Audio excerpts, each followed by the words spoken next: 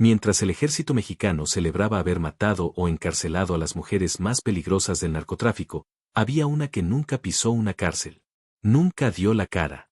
Nunca apareció en una fotografía con un arma en la mano. Y sin embargo, durante casi 20 años, movió más dinero que cualquiera de las que sí salieron en las noticias. El gobierno de Estados Unidos puso su nombre en una lista negra en 2007. Y desde entonces, nada. Ni una detención. Ni un juicio. Ni un solo día tras las rejas. ¿Quién es la mujer que el cártel más poderoso de México protegió mejor que a nadie? Eso lo vas a entender solo si te quedas hasta el final.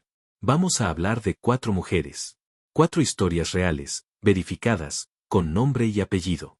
Una de ellas murió agonizando frente a las cámaras, mientras un soldado le pedía que aguantara hasta que llegara el helicóptero.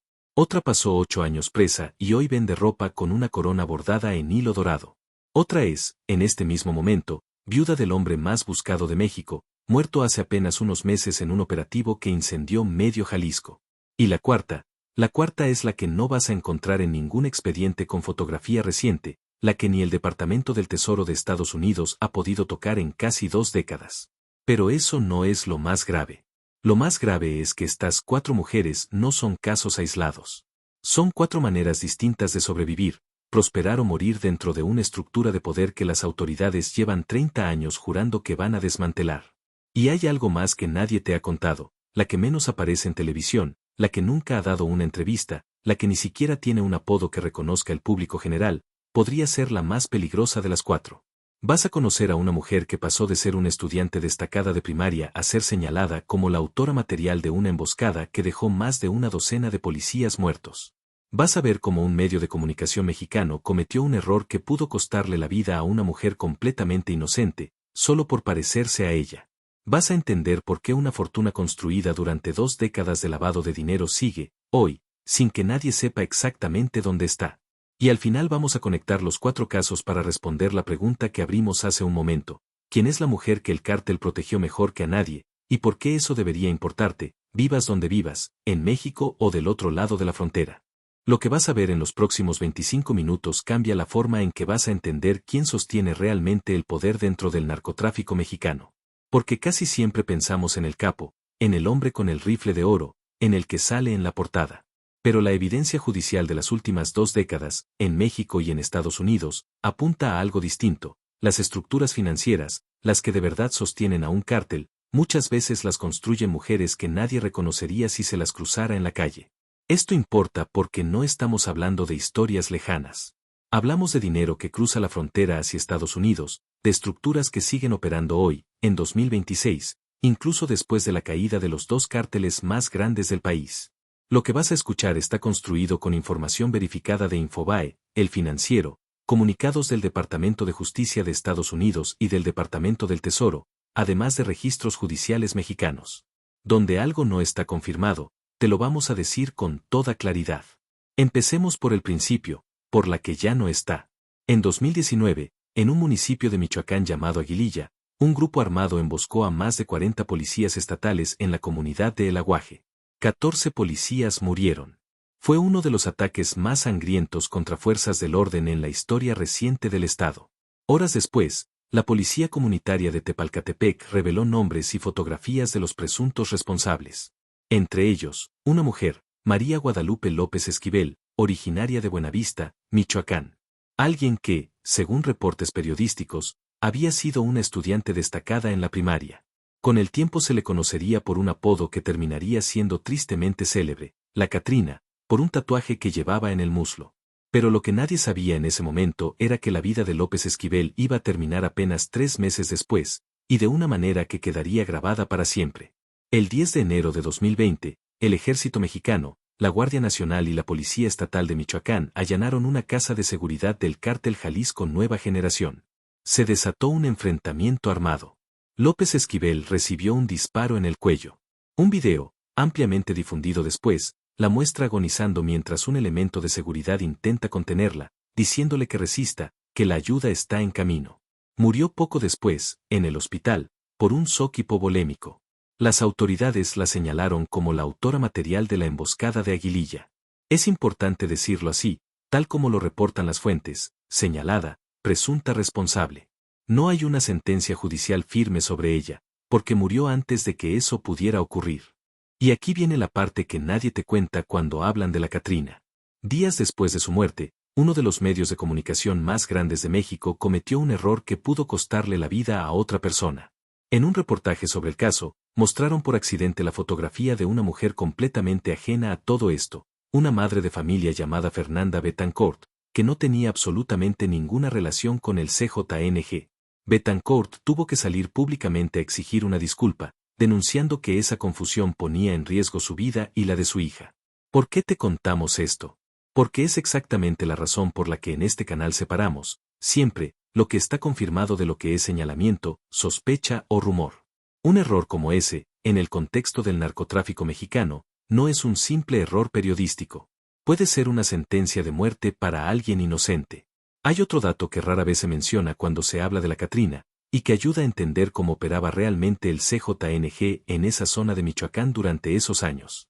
Según reportes de la época, López Esquivel no actuaba sola, se le vinculó sentimentalmente con otro presunto líder regional del cártel, identificado con el alias el M2, quien también habría sido detenido el mismo día del operativo en el que ella murió. En el lugar del enfrentamiento, las fuerzas de seguridad aseguraron 10 armas largas, cientos de cartuchos, chalecos tácticos y dosis de droga, según los reportes oficiales. Es decir, no fue un choque aislado contra una sola persona, sino el desmantelamiento de toda una célula armada que operaba en la región conocida como Tierra Caliente. Y hay algo más que rara vez se pone en contexto.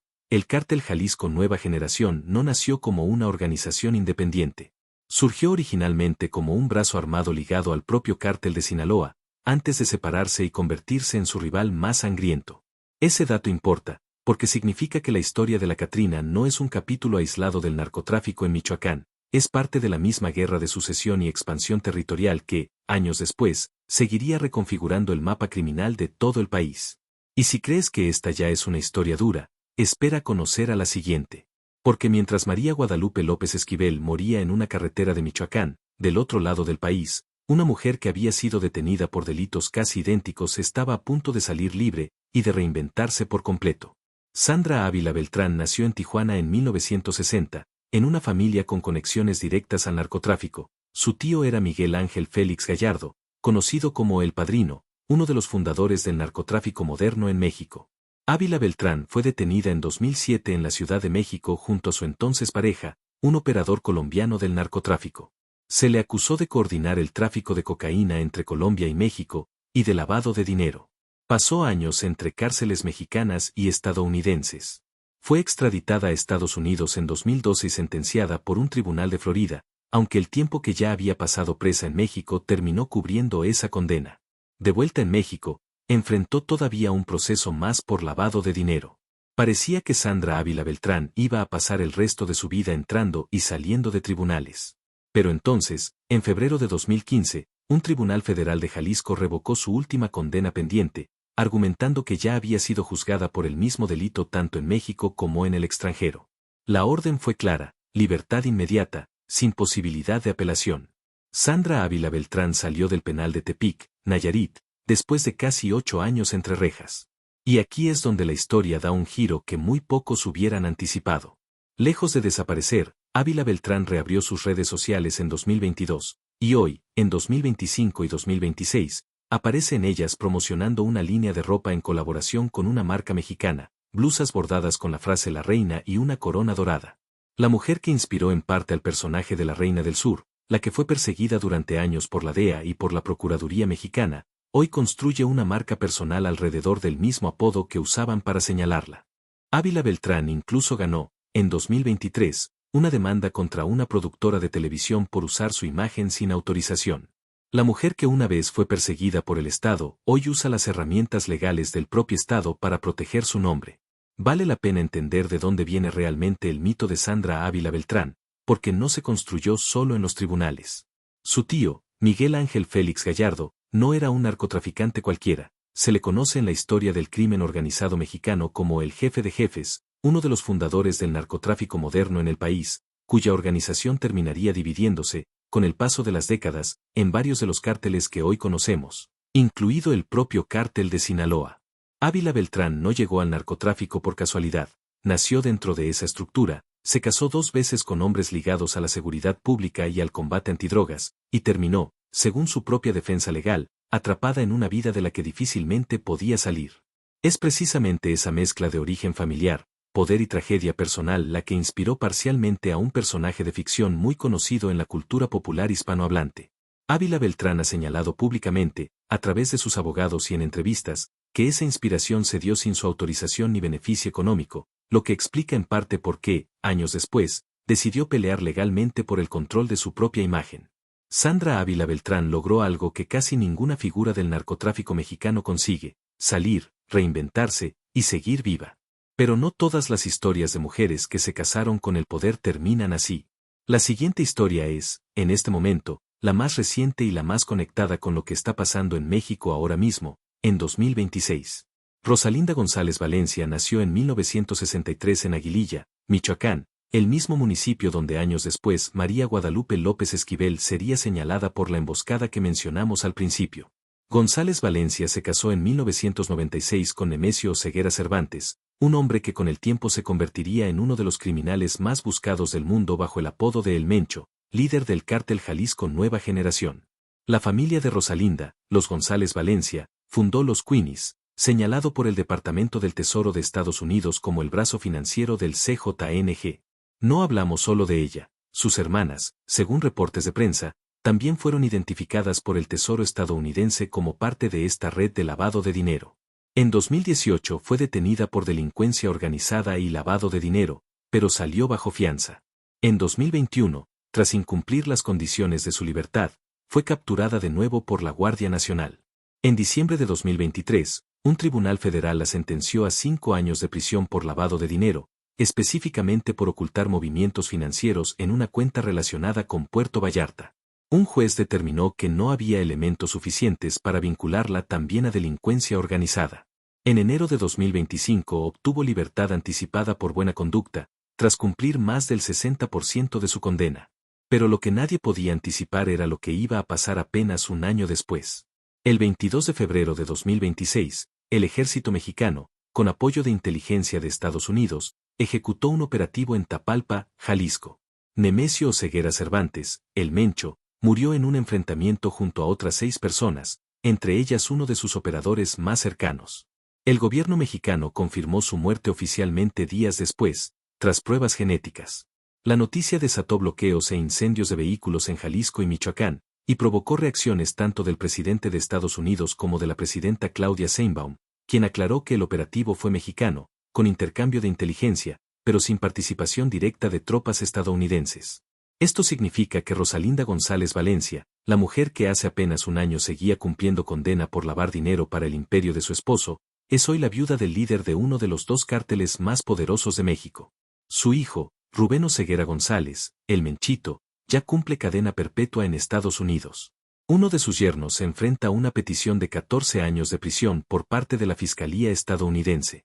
La estructura que su esposo construyó durante más de una década entra ahora en la misma crisis de sucesión que ya vivió el cártel de Sinaloa, y que tú ya conoces si has visto nuestros videos anteriores sobre el colapso de esa organización. Antes de que la vincularan al CJNG, la vida de Rosalinda González Valencia estuvo lejos del glamour que después se le atribuiría. Según reportes periodísticos, trabajó desde los 14 años como indocumentada en California, en el campo y limpiando casas, antes de regresar a México y conocer al hombre que se convertiría en su esposo, entonces socio de sus propios hermanos en el tráfico de drogas hacia Estados Unidos. Es un contraste que vale la pena señalar. La mujer que hoy es descrita en documentos oficiales estadounidenses como parte de la cúpula financiera de uno de los cárteles más peligrosos del mundo, tiene, según esas mismas fuentes, solamente educación primaria. El caso de su hijo el Menchito tampoco es un dato menor dentro de esta historia. Su captura y extradición a Estados Unidos, de acuerdo con reportes de la época, habría desencadenado una represalia dentro de México, el asesinato de un juez federal que estuvo involucrado en procesos relacionados con el caso. Es un ejemplo de algo que se repite una y otra vez en estas historias. Cada golpe del Estado contra la cúpula de un cártel tiene, casi siempre, una respuesta violenta del otro lado. 3 mujeres. Una muerta en una carretera de Michoacán. Una libre y reinventada como empresaria. Una convertida, de la noche a la mañana, en la viuda de uno de los hombres más buscados del planeta. Pero todavía no hemos llegado a la cuarta. Y es, de las 4, la que menos debería subestimar. En 2007, el Departamento del Tesoro de Estados Unidos incluyó en su lista negra a una mujer de Sinaloa, Blanca Margarita Cázares Salazar, conocida en el ambiente como la Emperatriz. La razón oficial, dirigir lo que el propio Tesoro describió como un aparato sofisticado de lavado de dinero, con vínculos directos a narcotraficantes de primer nivel del cártel de Sinaloa. A diferencia de las 3 mujeres anteriores, Cázares Salazar nunca ha protagonizado un video viral. No hay imágenes recientes suyas circulando en redes. No hay una fotografía de un arresto, porque nunca ha sido detenida. Su nombre reaparece cada cierto tiempo, casi siempre de forma indirecta. En 2020 volvió a las noticias no por ella misma, sino por el matrimonio de su sobrino, Edgar Zazueta Cázares, con Griselda Guadalupe Guzmán López, una de las hijas de Joaquín El Chapo Guzmán. La boda se celebró, según reportes periodísticos, en la Catedral de Culiacán, con tal nivel de discreción que ni siquiera se informó públicamente qué evento estaba ocurriendo ese día en el templo. Esto es lo que sabemos con certeza. Blanca Cázares Salazar está sancionada por el gobierno de Estados Unidos desde 2007 por lavado de dinero para el cártel de Sinaloa.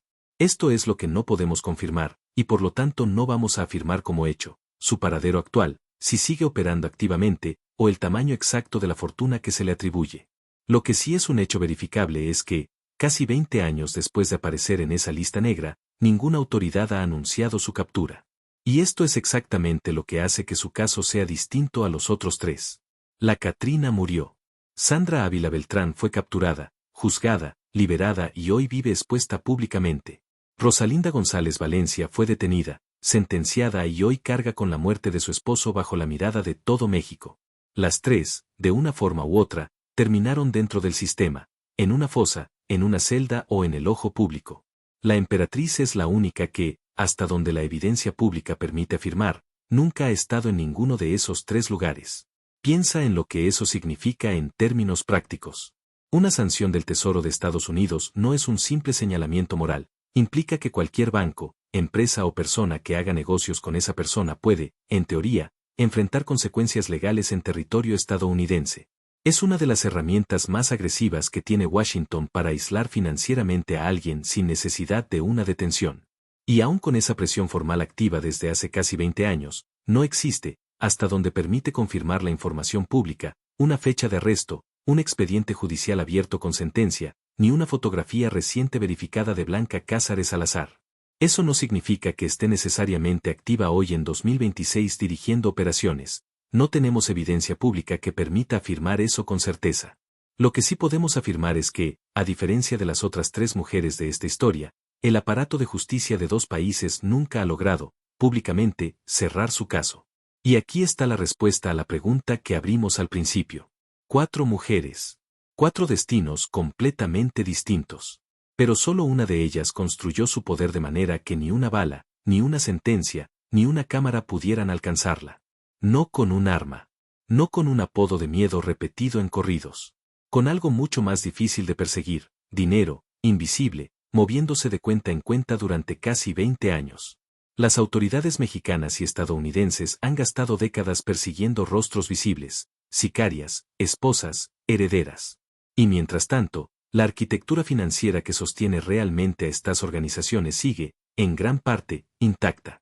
Eso no es una opinión. Es lo que muestra, caso tras caso, la diferencia entre quien termina en un video viral y quien nunca aparece en ninguno. Lo que hoy viste no son 4 historias sueltas de mujeres del narco. Es un mapa de cómo funciona realmente el poder dentro de estas organizaciones, quien es visible y paga por serlo, y quien se queda en la sombra y por eso sigue libre. Y si algo debería quedarte claro después de estos 25 minutos es esto, mientras la atención pública, la tuya, la nuestra, la de los medios, siga puesta únicamente en los nombres que salen en video, en las capturas espectaculares y en las viudas de los capós muertos, las verdaderas arquitectas del dinero van a seguir haciendo exactamente lo que han hecho durante 20 años. Nada, en apariencia. Y todo, en realidad. Si esta historia te dejó pensando en cómo se reacomoda el poder cuando cae un capo, tienes que ver lo que pasó en el cártel de Sinaloa cuando cayó el Mayo Zambada. Ahí vas a entender que lo que le está pasando hoy al CJNG con la muerte del Mencho ya le pasó, casi con el mismo guión, a su rival más grande.